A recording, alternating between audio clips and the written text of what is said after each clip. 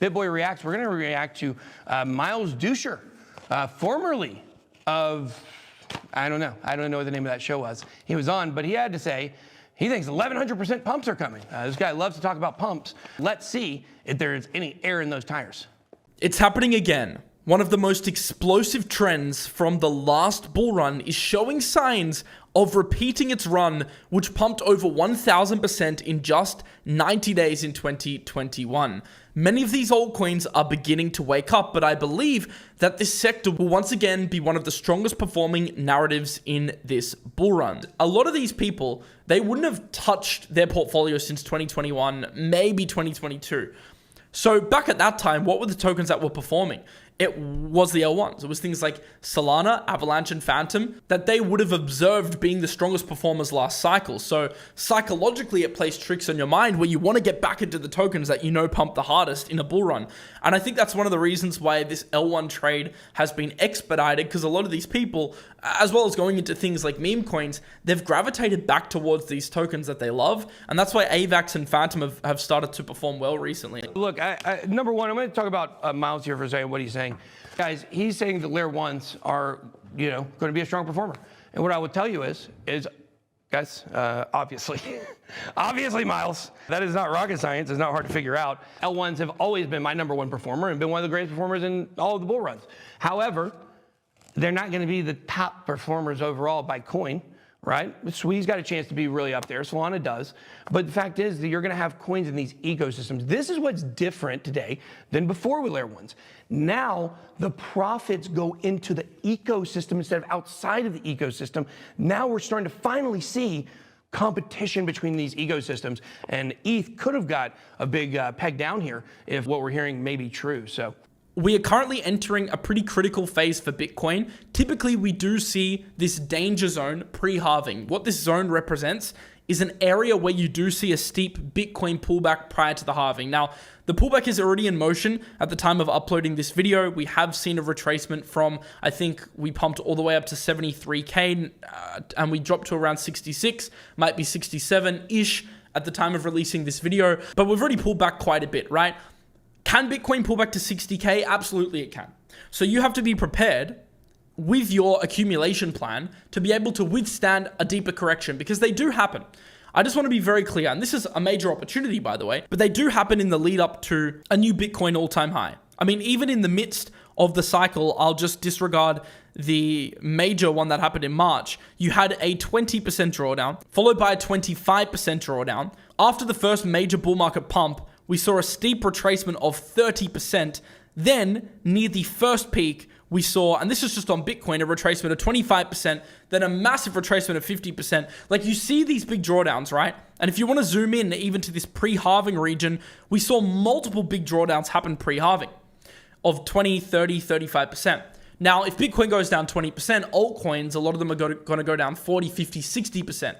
That's not to freak you out. That's just to tell you, you've got to be prepared with an accumulation plan in the event that we get these dips, because the road is not going to always be clear. The thing is that I understand what he's saying, and Lark just had a very similar video we commented on 2 days ago. And the thing is, when you look at these blockchain, when you look at these market cycles, I think it's hard. I didn't hear this 1,100% coin he was talking about. I guess he's talking about these L1's. Okay, so Lark had a video the other day talking about the same thing. A lot of people are talking about the same thing. And we have this idea of, somebody came in the comment and they said, hey, your thumbnail is like creating FUD. And it's like, well, that's what's going on right now. And it's like, okay, well, it's something people are thinking. They're wondering, is the Bitcoin bull run over? Why? We hit all-time highs, had a huge candle down, biggest loss since the day of the bottom, or the day that began the descent to the bottom with FTX. So people are nervous, people are scared. And so they want to know, is it over, right? But is it? It's kind of a self-fulfilling prophecy where everybody this time is like, and it's kind of what we go through every halving, is all this happening because we just all think this is happening? I think that is definitely something to consider. 30 to 40% pullbacks, yeah, all day. So there we go. Moving on here. We have some NWF correspondents talk about a couple different things. Let's go ahead, let's play those real quick. It's your boy, Crypto Keeper, here with the Inside Scoop, your daily edition, your daily dose for New World Finance behind the scenes. Y'all are not going to be calling me Keeper anymore. You're going to be calling me Giver. Now, what's the scoop? The scoop is this. We see the meta right now has been Solana in the meme coins. Now, I have a lot of backroom information. I talk about dinner talks, things that are happening, the chatter. And the chatter is, wait for it, Toncoin. Yeah, that's right, Toncoin. If you look at Toncoin, it has rose up the charts. I believe it is number 12, might be 13 in market cap right now. Why is that? Because people are building on Toncoin. Why are they building on Toncoin? They're building on Toncoin because it is the money on Telegram. And if you know anything about crypto, you know that Telegram is absolutely paramount. And so when you have a cryptocurrency that is able to be one click sold and exchanged on Telegram, it's probably going to succeed. There are projects being built, not just meme coins, other things being built on Toncoin. It is fast, it is reliable, but you have to be willing to do a little bit of work. Some people are scared to go to a new network and do new things. Don't be that person. If you are the person to get there on the front end, you will reap the reward. So bridge over to Toncoin. There's changenow.io. You can do it on a centralized exchange. Get yourself some Toncoin, not financial advice. You will do well with that. And if you start exploring around, there's some pretty awesome projects on Ton, some meme coin projects that I've done pretty well on. So your inside scoop, Toncoin, get it. New World Finance, your boy Crypto Keeper, giving you the scoop. Out. Okay, guys, so this is Triple X with Cassie, where we're going to cover some tweets. First one we want you to cover is this one from this guy, Rand Nooner. There's the tweet, guys. Go ahead. You want to talk about it? Yeah, so and kind of playing off what you were talking about earlier with layer ones, right? And this is pretty much how I feel. I don't know about some of these coins. Admittedly, while I have a ton in my portfolio, I have not done anything with it. Same with base. I have a lot of Solana. But he's talking about how layer ones are, basically they're all here, right? Yeah. Now it's time to really focus on adoption. And these are the coins that he thinks are going to, the main three contenders. And then also the dark horses, right? You can see Squeeze down there.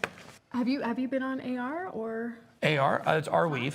Arweave is no, he must own a bunch of that. Arweave's not a serious competitor to be a top layer one blockchain. Dark horse to make some gains. What, dark horse, it's already made a lot of gains. Arweave and Render have both been done well so far. I think that, look, you just can't ever trust anything this guy says, unfortunately. You always have to wonder with everything that he says is, what is his personal investment bias affecting what he's saying? Because everything that this man says is about pumping a coin. Literally every word out of his mouth is about making money in his own pocket. He doesn't give you any unbiased crypto news. It's all about that. So he has all 5 of these, I'm sure. And I'm sure he probably on some of these got it on private sale. Maybe, I don't think on Toncoin. I don't think they got to do one. But I know he was in on SWE. I know for sure. Oh, really? Oh, SWE and Aptos for sure. He tried to pump and dump those already. So, yeah. But anyway, so give your thoughts. Which one are you taking here? Well, you know, this is really hard. I really like SWE, as you know. Yeah. Solana is, I've been using Solana the most lately. So base though, specifically, and I don't have these tweets offhand, but I was reading through some threads yesterday, and people were kind of lining up apparently there were a bunch of crypto influencers who all at once started promoting base. Wow. Who would have thought? Imagine that. Imagine. Yeah, so, okay, let's go into the next tweet here. Out of those, by the way, obviously I'm taking Solana, taking SWE next, then Toncoin, then Base, then AR. I think Toncoin could easily, look, I think 3, 4, 5, 2, 3, and 4, any order could happen. I think number 1 and number 5 are gonna be obvious. Okay, next, you got this one here. The donation site is live thanks to LBank. You can read about its purpose and donate here. This is for a project called Slurf, and I think you found this project. Yes. Okay. So let's scoot over just a little bit. Yeah, you guys. There we go. Perfect. Oh, no, this is great. We finally got it, guys. So this is the token that we talked about the other day. It was launched in Solana. The developer accidentally burned all the pre-sale tokens and burned the LP essentially. And this guy, he was on Twitter Spaces. He sounded really genuine. It was a total, fat finger mistake. And all these exchanges got together and are helping him organize, basically, getting the funds back together to reimburse. But you believe it was a mistake? You believe the story? I do believe it was a mistake. I do too. I do. And I'm skeptical, and you're skeptical too. Right. Well, and you can go back, and I think we did. I can't remember if we had the option last time, but you can go back on the blockchain and look. Like basically, he was just clearing out tokens out of his wallet. There are a bunch of old meme tokens And right mixed in there was a bunch of Slurf. So anyway, so all these exchanges got together. This token was listed on 16 exchanges within the first 24 hours. And this is probably the first and only fair launch meme coin token that we're ever going to see. Guys, Slurf, I've talked about Slurf enough. Have you? Yeah, it's a splurge. Slurf. Trying to say splurge and slurf. It's not really working. I mean, it is working really well for the marketing though. It's crazy the number of collaborations they have going with different exchanges. So you got this one from Mario. Yeah. Let's talk about this tweet right here from Mario. So fake AI live streams on YouTube scamming listeners. There was actually a commercial that we saw once on YouTube, and I think it was, who was it from XRP? Brad Greenhouse. Yeah. Not really Brad Greenhouse. It wasn't actually him, but it was, it was AI generated, and he was telling people, oh yeah, like here's a QR code, like send your money here. It was an obvious scam, but somehow it made it past the YouTube ads. Well, now they're doing fake live streams. And there's actually, if we scroll down. Well, that's what they've always been doing. They've always been live streams. They're always live streams. It's the only way they can get them through. Once they're done live and it goes their regular video kind of approval process, it rips them down. They don't even make it to the end of the live stream. They just start it live and they just run it till YouTube takes it down. What's funny is that's been going on for years. And the problem is, like, even when you couldn't even advertise crypto on Google, those things were making true. Back in 2018, 2019, 2020, still. It's gotten, well, I think it started about 2019. The end of 2019 is when these started. 2020 has got really bad. And, now, see, so here's the difference. Today, they're using AI and deepfakes. Before, they were taking actual clips of them, and they had this cool graphic. They would overlay it and say, celebration today for Binance. And CZ would be talking about Binance, and they'd say, celebration, all you got to do is send this in, and you get this. And, that's the way it works, so you got to be careful. So, ETH, maybe, guys, okay, let's go really quickly, Cassie, before we do this. Guys, this is fake. This is fake. I want everybody to understand here. Guys, Ethereum Foundation reportedly investigated by state authority. Guys, I know there's a lot of people that want to dance on ETH's grave now, and they want to say, hey, guys, this is fake as I've ever seen. First of all, this is on crypto.news. A government agency is, and this came from, where this came from is a commit on GitHub months ago. Someone just found it, and here's what it said. We have received a voluntary inquiry from a state authority that includes a requirement for confidentiality. Guys, okay, I want you guys to understand something here. So the other thing though is, and I don't think this is the article I read, but so there's a symbol that developers and I guess businesses will use that basically indicates that they've never been investigated by a state authority. And they also removed that. I do believe that they received a subpoena, but I think that's very well tied to the potential of a I don't think so. ETF. This story here, the evidence of this story is as sketchy and shaky as QAnon. Is it? So the entire source is just the entire source is the GitHub from February 26th. Yeah. Guys, this is BS. And I know that the people that hate the ETH truthers, which for good reason, I agree with you.